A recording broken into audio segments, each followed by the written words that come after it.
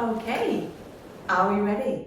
So, talking about posture, the first thing we're going to do is just start by checking where our toes are. So we want the toes to be level and about hip distance apart. So your hips are the bony bits here going down from there.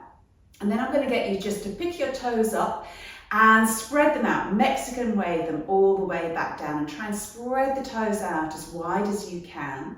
And then gently press down into your big toes, your little toes and your heels.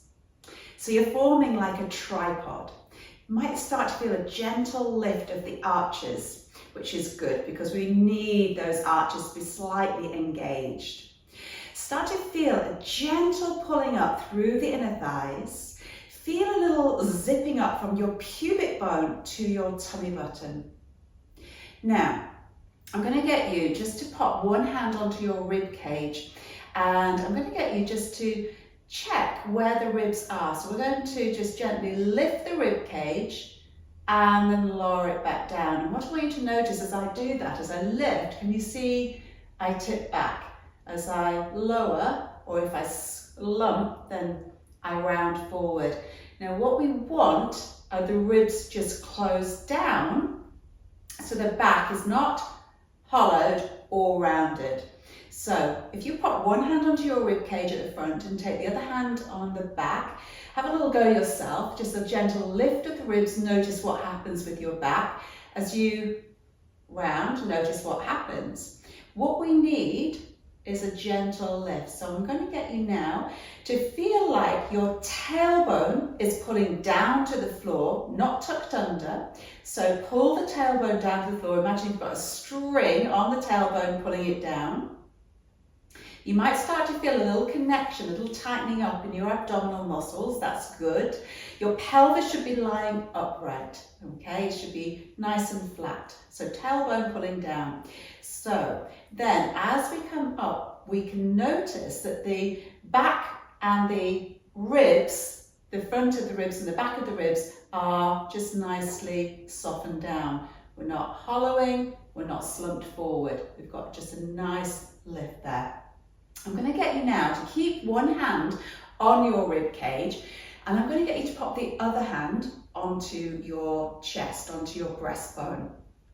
What I want you to do now is make sure that your rib cage doesn't lift anymore. So you're going to keep those ribs nicely closed down and very gently lift your breastbone into your hand.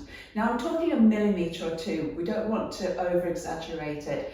So if you look at me doing it, I'm going to keep my ribs soft and it's hardly perceptible, just that opening. But when you try that, what you might notice, or hopefully you will notice, is that your collarbone just widens a little bit. You might notice that your neck feels a bit longer, your back feels a little bit lengthened, you feel a little bit taller, and that is what we want. So use this as a feedback tool. So the hand on the breastbone, hand on the ribs, keep the ribs just closed down and that tiny lift of the breastbone into the hand. So you can use this at any time during the day. It's a fabulous way just to check that you're opening up through the shoulders and your back is lengthened, your spine is lengthened, and your head is more supported. So now, let's just take the fingertips down by our sides. Remember, keeping the breastbone nicely open, the ribs closed down, so you're feeling like you're just gently sliding the ribs down towards your hip bones. Now what we're not doing is rounding, remember, but it's this internal feeling of closing the ribs down.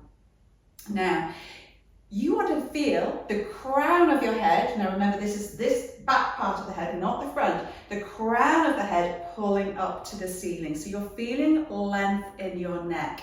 What you might notice is the chin just slightly drops and pulls back.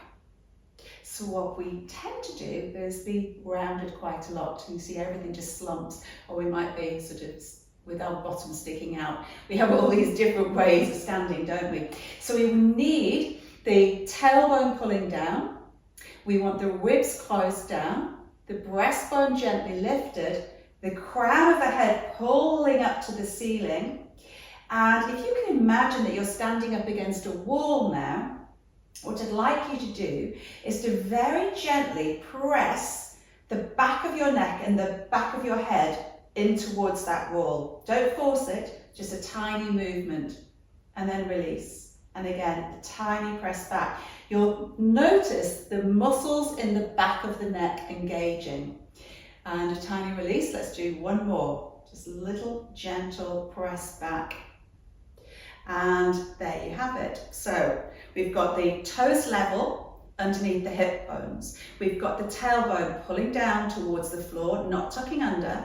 We've got the ribs closed down, that gentle lift of the breastbone into the hand, that lengthening through the neck, crown of the head to the ceiling, and the shoulders just gently drawing down. Now, one other little thing, if you think about the shoulders, what I'd like you to do now is see, can you draw your shoulder blades into a V? Now, I'm not talking about drastically drawing them down. I'm talking about just a very gentle draw down of the shoulder blades as if you were pulling them into a V, or if you imagined that you had back pockets and you were just sort of pulling them down into the back pockets.